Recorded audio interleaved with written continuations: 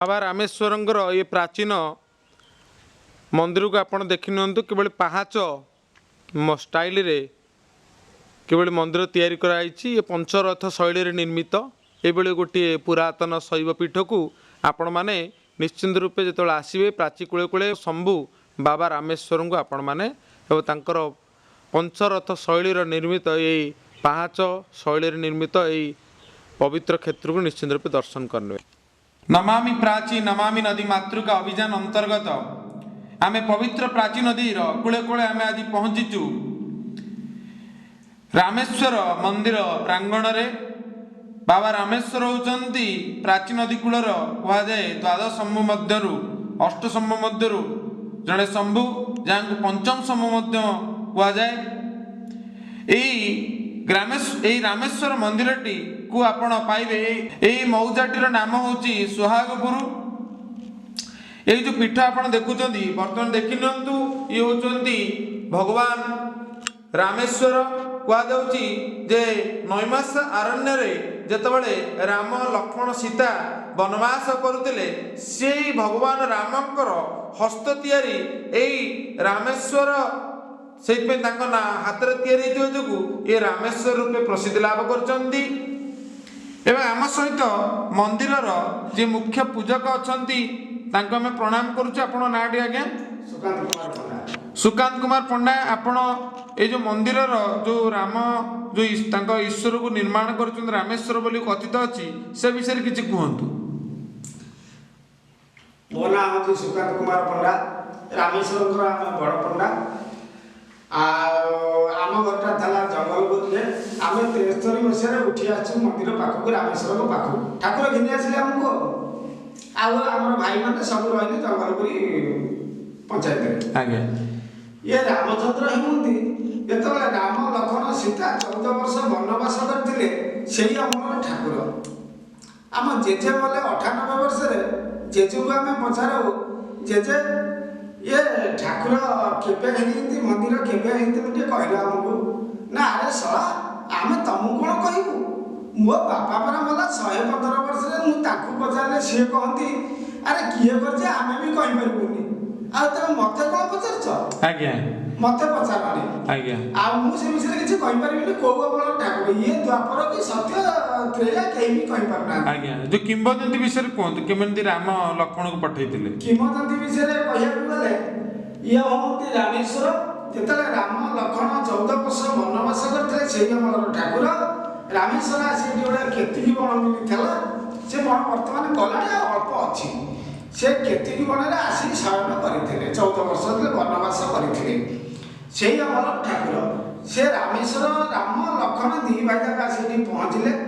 राम लक्ष्मण कहले अरे लक्ष्मण मते भार्य क्षुदा लगे तू गलु गोटे काशी मूर्ति आनी स्थापन कले मुझे फलमूल कौन पूजा करी सेवन करी बड़ भाई कथा सान भाई को न मान सान भाई चलला काशी मूर्ति आनिक आसला बेलू रामचंद्र कौन कले आ क्षुदा संभाली पारे ना सी मुठाटे माटी घिनी आए गोटे जगार जो जगार माटी आनिले से जगह भी पाताल फुटी होगला से जगहटा होगला रामकुंड से माटी कुंडलाटा आने मुठाटे माटी गोटे लिंग स्थापन करदे किए रामचंद्र जिते स्थापन करदे जीवनाश भी राम देदे जीवनाश दे सारी जो फलमूल दीटा जंगल केन्दु कि आंब पणुष नड़िया बिछुआती बैठक जहाँ मिलला ताकू आनिके पूजा कले पूजा कर सारी नहीं से सेवन कले अधे सेवन कले आउ अधे लक्ष्मण को रखिले। लक्ष्मण जो मूर्ति आनिक आसिले आसला बेलू राम कौन कर शयन कर से लक्ष्मण आसी डाकिले भाई उठ मो मूर्ति आनिक आसला ना रे तू डेरी कलु बोली मु क्षुदा संभाली पारिनी मुझे माटी पिंडलाटे आनी लिंग स्थापन कर जीवन्यास कर फलमूल दुटा भोग करी अधे खाई अधे तो भी रखी जा खा। लक्ष्मण जो रागिगले कहले कौन है मत पठेल काशी विश्वनाथ मूर्ति आने तुम्हें माटी पिंडलाटे जीवन्यास भोग कर खाईदेल ताल मत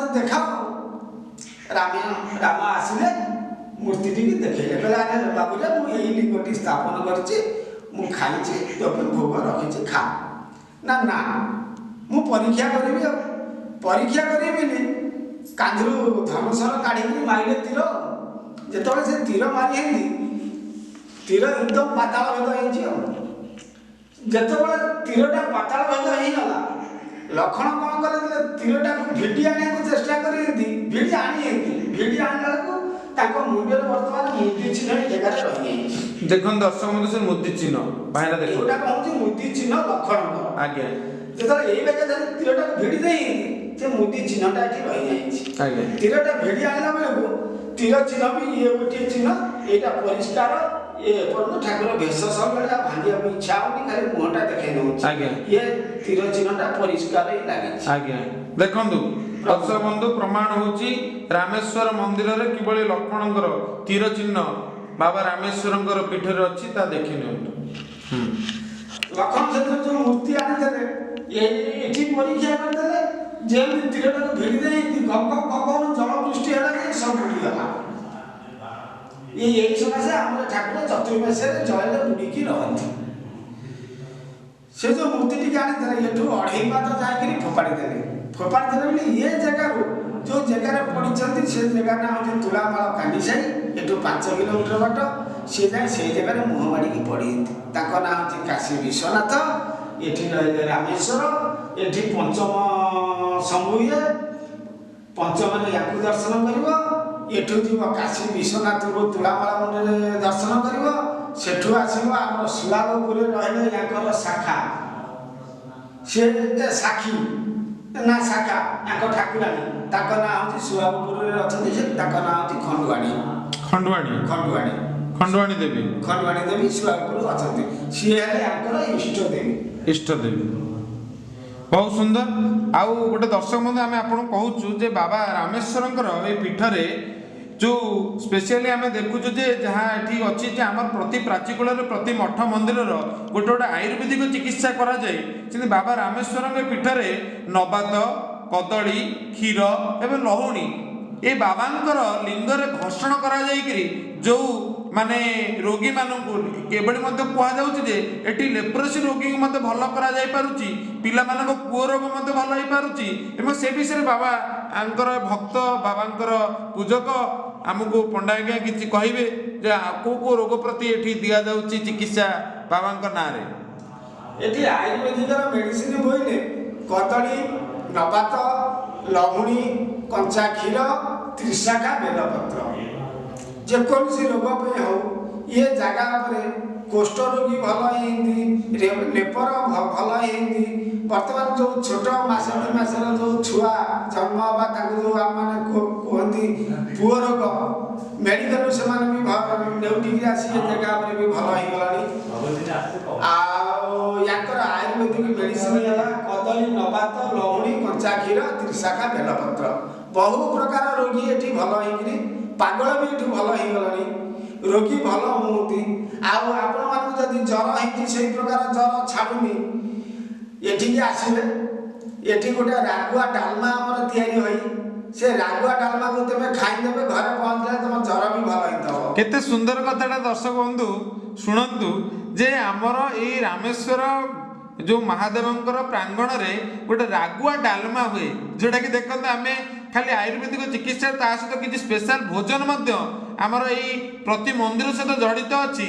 ତେଣୁ ଏଇ ରାଗୁଆ ଡାଲମା ଆପଣ କେତେବେଳେ ଯଦି ଆସିବେ ମନ୍ଦିରକୁ, ନିଶ୍ଚିତ ରୂପେ ଏଠି ରାଗୁଆ ଡାଲମା ପାଇବେ।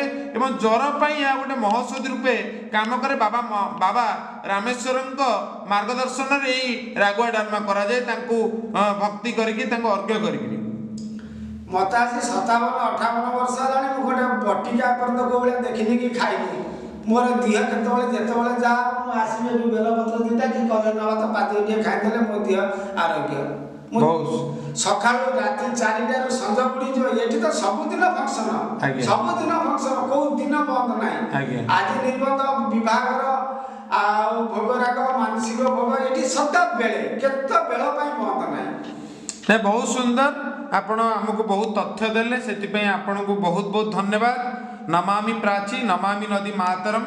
निश्चित रूपे बाबा रामेश्वर को दर्शन करंतु आमर ये जो द्वादश शंभु मध्य ये पंचम शंभु एभली गोटे शंभु पीठ को आपण मैंने आसतु दर्शन करंतु यह प्राची कूल आमर अवस्थित तेणु बाबा रामेश्वर को प्रणाम करुचु नमामि प्राची नमामि नदी मातरम। हरे त्रिपुरारे सुंदरे महेश्वरी विष्णु द्वारे थाउ नित्य रास मम पूजा काले स्मरहित ते आशा हरिहरणे हरिहर प्रियाय स्थान संस्थापन विराजिता कुरु कुरु क्षेत्राय धूप दीप माल्याधि धूपायं पूजा कर्मणाय महाप्रभु अम्बाळी दुर्गति नाशिनी महिषामर्दिनी सिंहवाहिनी विश्वरूपणाय मा जजमान का मनस्कामना पूर्ण कर संसार सुखी कर जे जहाँ मनोवांछा पूर्ण कर महाप्रभु ज्ञान रंजन मनस्कामना पूर्ण कर ग्रहरिष्ट खंड कर विश्वरंजन मनस्कामना पूर्ण कर तांका ग्रहरिष्ट खंड कर तांको सद्बुद्धि प्रदान कर हे मां दुर्गति नाशिनी एम सद्बुद्धि दिया एमती सब आपणकर ना सब संसार रे विख्यात करंतु महाप्रभु अम्बाळी हे अष्टभुजा महिषामर्दिनी सिंहवाहिनी विश्वरूपिणी मां हरि बोल। हरि बोल।